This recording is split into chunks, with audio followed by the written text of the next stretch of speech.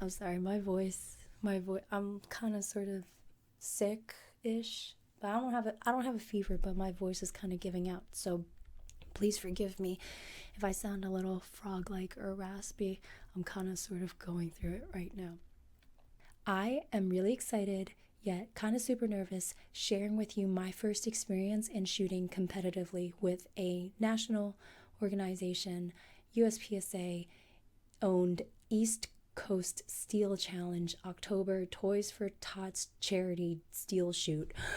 To give you a little bit of background, I joined the Facebook group for East Coast Steel Challenge back in the spring when I found out about it. I loved shooting steel the very first time I shot it. It was awesome because you get instant feedback and the ping sound is just uncomparable. It's amazing.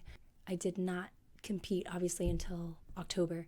They run from April to October with monthly matches, and their championship 3-day match is in the third or fourth week of September. Back then I didn't feel like I had a pistol that I was confident with in terms of shooting competitively. So if I didn't have the pistol, I wasn't going to buy all the things for it, including the magazines, the mag pouches for the magazines, the holster, the belt for the holster, etc. So when I got the Canik TP9 SFX at the gun show in August, I was ecstatic because I was like, oh, now I have a pistol that I can shoot competitively with.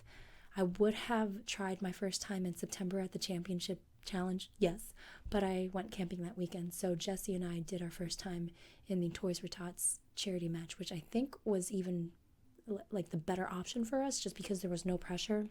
It's a charity shoot, so although you are shooting in a competitive setting and your time is being recorded, you're not like winning a prize of money or guns or anything like that. So I think it was a great intro for us. For preparation, I bought stuff. I dropped some cash. The first thing obviously is the TP9 SFX, my baby, at the gun show for about $540 after taxes and paperwork.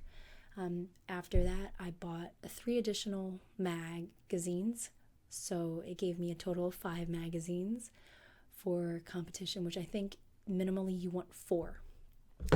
And then I bought a competition belt and mag pouch combo from Ben Stoger Pro Shop. It was like 5 ghost pouches, which are the pouches for the magazine, and the double alpha belt, which consists of an inner belt and an outer belt. The inner belt you wear by itself, it has velcro, and then the outer belt is also velcro, but it's much more rigid, so you have all your stuff on here, and you can keep all of your like mag pouches and holsters on the outer belt and then just take that off, so that way whenever you want to take it off, it's just really easy. You just peel off the outer belt while still wearing the inner belt. Now I'll admit, when I bought the combo from Ben Stoger Pro Shop, it came with these ghost mag pouches, which are really rigid. They seem to be great quality and have amazing reviews. However, I am shallow, so these were not very aesthetically pleasing to me. A couple women in the league wear black Scorpion mag pouches, which look way sexier than the ghost pouches, so then I bought the belt and mag pouch combo from Black Scorpion gear as well. That's what they have return policies for. I figured I'd try both of these out and see which one I liked. Now, surprisingly, I actually ended up liking the double alpha belt more than the Black Scorpion belt, because the inner belt for the double alpha was much more flexible, which I prefer personally, while Jesse ended up preferring the Black Scorpion inner velcro belt more because it was more rigid. I actually used the double alpha belt with the Black Scorpion mag pouches, and then Jesse used the Black Scorpion double belt with the ghost mag pouches. I also got this cute Deadpool Kydex holster with the belt loops right here from the gun show. It was about a week before. I actually originally wanted a drop holster for it to sit lower, to draw from a lower position, but it was a week before, and the person who does that at the gun show, normally he wasn't available this time, so I just got this. What ended up happening was, I have my rig right here. I threaded this holster through the outer belt, but it was so rigid that the curvature of the belt was much more acute than the curvature of the Kydex holster, so it ended up like bending it this way, making it super hard for me to reholster the gun and to pull it out. And I was like, all right, this isn't going to work. So I actually ended up just wearing the inner belt and having the holster on the inner belt. Luckily, none of the stages required me to reload during a run. You could actually place all of your magazines on the table next to you as opposed to wearing your mag pouches. So actually, I didn't wear the outer belt at all. I just wore the inner belt with the Kydex holster and my firearm, and all my pouches laid on the table next to me when you're up to shoot. Now, next time I am going to get a drop holster that has a similar attachment. You see here where it's like this plate you attach, which is attached to the mag pouch. So similarly, there will be another plate where you hang that, and then the holster is actually somewhere down here. So I'll kind of narrate through each of the stages that I shot. There were 8 stages total with cute little names like Showdown and The Outer Limits. I took a photo of the diagram that was available for a display on the sign next to the stage, as well as a photo of like the stage live. They're all steel plates that are painted white, but the stop plate is on a red pole. So you can shoot all the plates in whatever order you'd like. Just make sure that that stop plate is the last plate that you shoot. If you shoot that stop plate before you shoot all the other plates, you'll get a 3-second penalty for every plate that you didn't shoot.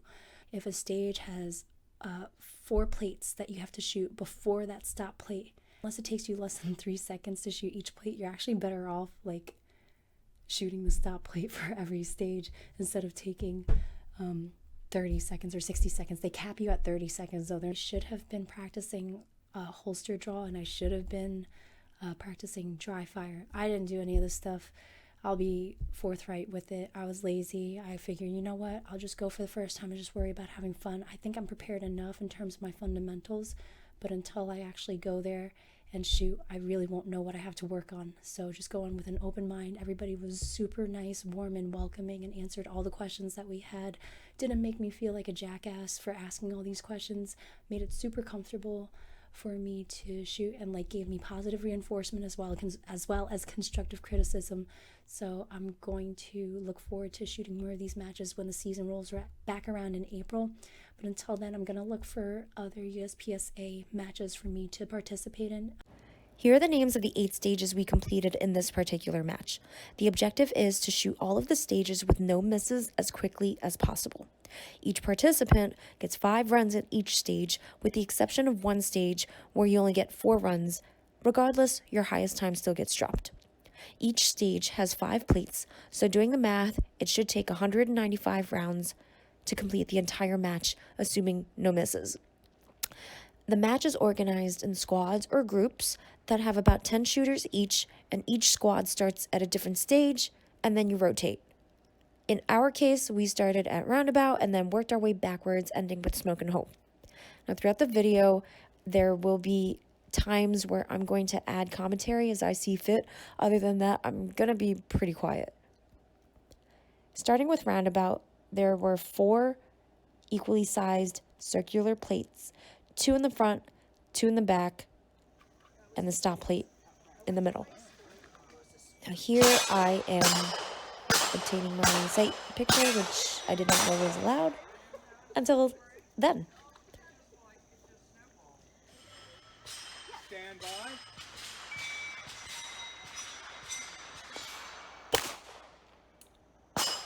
And here I don't remember particularly what the malfunction was. I think it was a failure to eject. Could have been a double feed. I don't remember. I kind of froze. It was my first run, first match, first round, first stage. I didn't know. But that time also gets added on to your run. Thankfully, they dropped the highest time.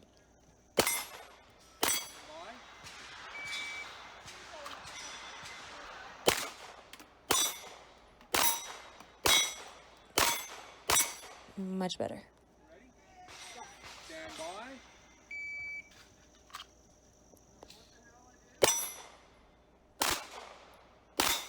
See, that's another thing I learned that I was doing. I wouldn't confirm that I actually completed, Stand by. or I wouldn't confirm that I actually shot the plate before I moved on to another plate. My bad.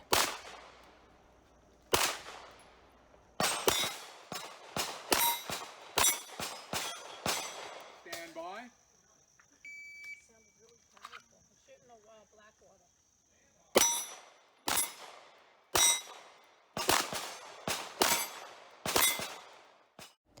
Next was Showdown.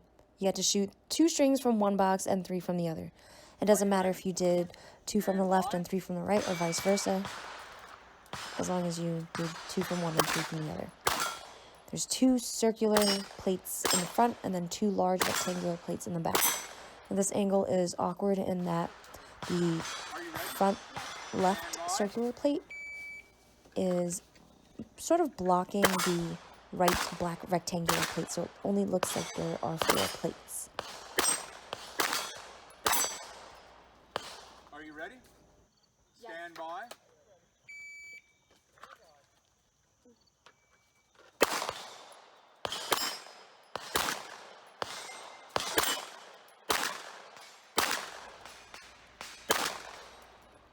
Another lesson learned, I was not keeping track of my ammo, so I wasn't switching out my mags appropriately. And I froze again, and I had to reload during my run, and that whole time got counted. Again, fortunately, the highest time gets dropped. Stand by.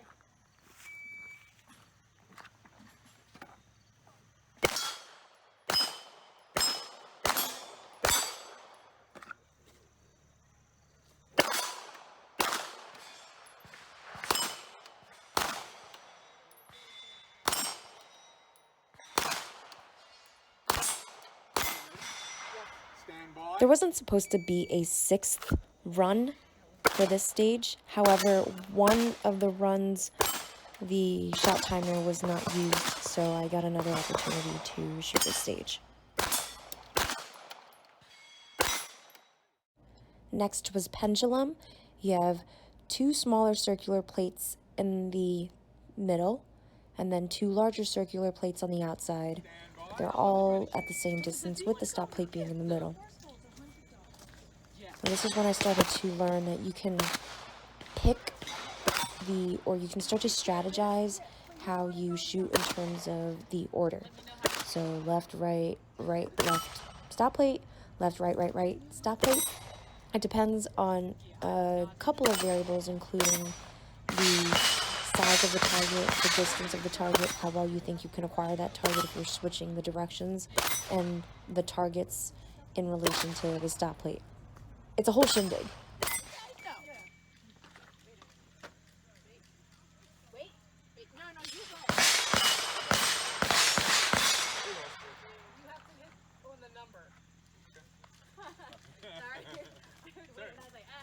worry about it. Are you ready? Jesse did not record the last 2 runs.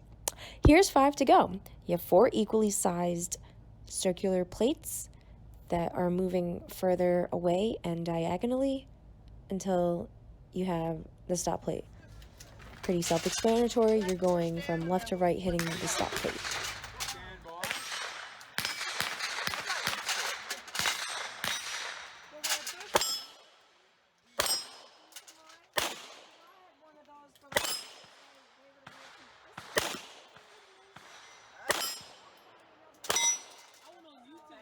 Stand by. But where do you guys get that? To go on YouTube.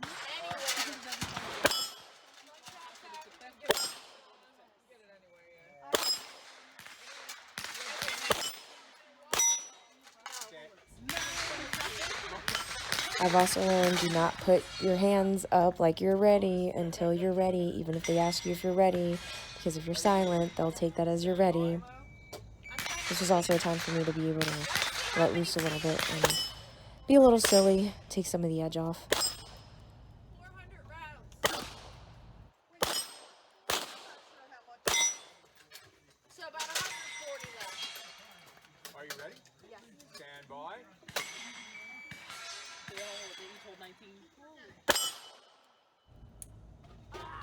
Yeah, I went Yep, 5 of those. didn't count my ammo again, you turd.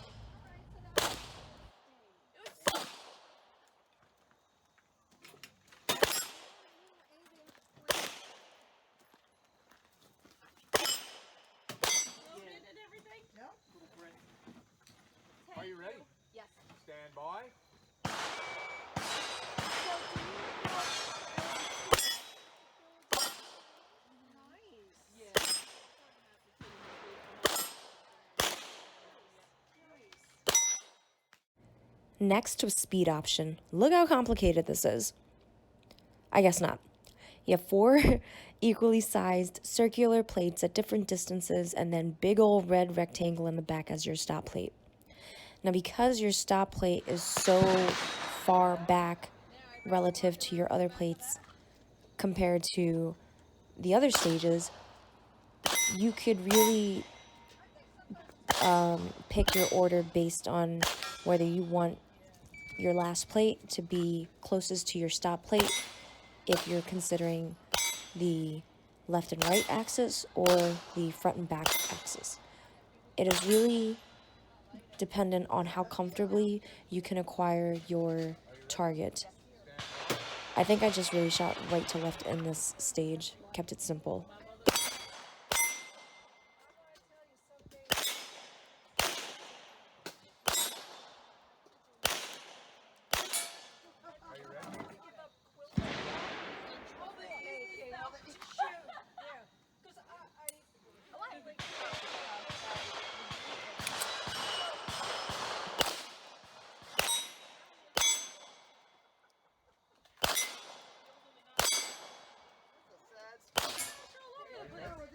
Stand by. Oh, really?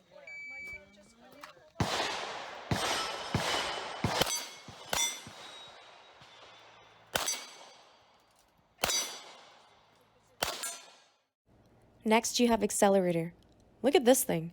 You have a tiny circular plate, then a rectangle, then your stop plate, then back there a slightly bigger circular plate, and then a rectangle.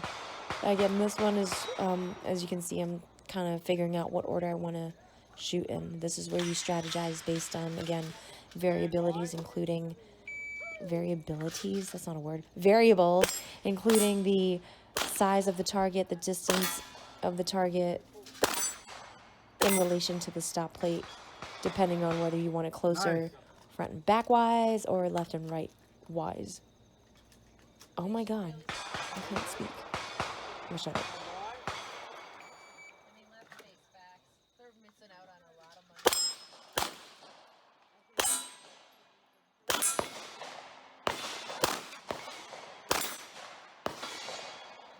And they're hitting their target every time. I have boxes.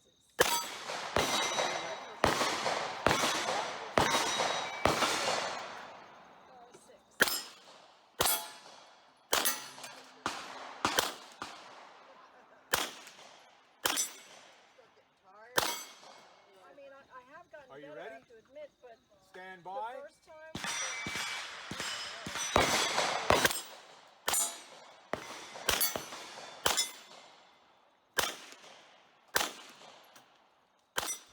Right, the Outer Limits, remember that show? This is the stage with only 4 runs. So if you're right-handed, you start at the left box, and if you're left-handed, you start at the right box, and then you move to the center. So I'm right-handed. I started at the left box. I'm going to shoot the 2 targets on the left, which are the front circular plate and the back rectangular plate. And then I will move to the center and shoot the right 2 targets, which are also a small circular plate in the front and a large rectangular plate in the back. And then I can shoot the stop plate from there. 2 things really important about this. One, you have to have both feet in the box, even on the box, like on the metal perimeter is acceptable. And you also have to have your finger out of the trigger slapped on that frame when you are moving in between boxes, or that is a DQ. And I ain't talking Dairy Queen. Wow, that was really corny. I don't even know if I'm going to leave that in here. I'll leave it in here. Oh, yeah. I also ran out of ammo, again, while I was in the other box, so I couldn't even get my mag. Shout out to my girl Marjorie for getting that mag for me. Thank you. My bad. Stand by.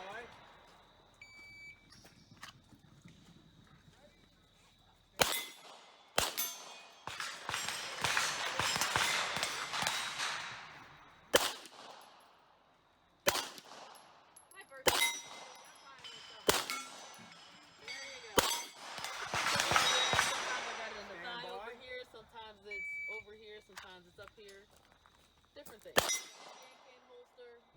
Another thing I did not notice until I watched these videos were that I was traveling really strangely. I was crossing my legs when I should have just shuffled.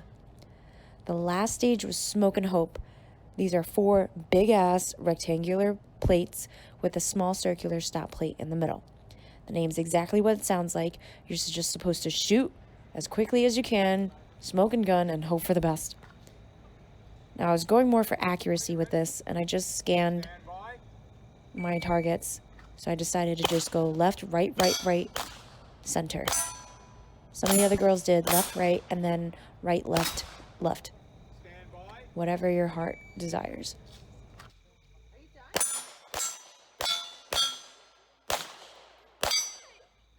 told me to go change my.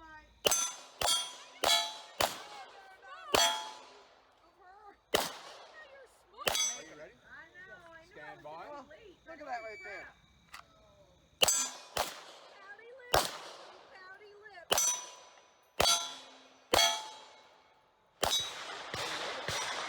Stand by. You can't move if it's this close. See, it's not. And there you have it, my first experience at a USPSA Steel match, with a cute photo of me to end with. I did a lot better than I expected to, and I learned a lot of areas of improvement, and also to bring snacks and water, because I was there for like 5 hours. Overall, I was really happy with how I did at the steel shoot. It was a lot of fun. I did a lot better than I expected, and I also identified a lot of areas where I could improve on when I was there, particularly drawing from a holster, obtaining my sights, even just like little things. Like I asked the RSO I could angle myself towards the first target instead of like starting from here and then doing this. I could just start from here and then just, you know what I mean? I think I had my arms kind of too high in the air too. That definitely added more time than it should have. Little things like running out of ammo during that, like that added time. I felt like my time could have been much better overall if I didn't make those stupid little mistakes. But hey, that's what learning's about, right?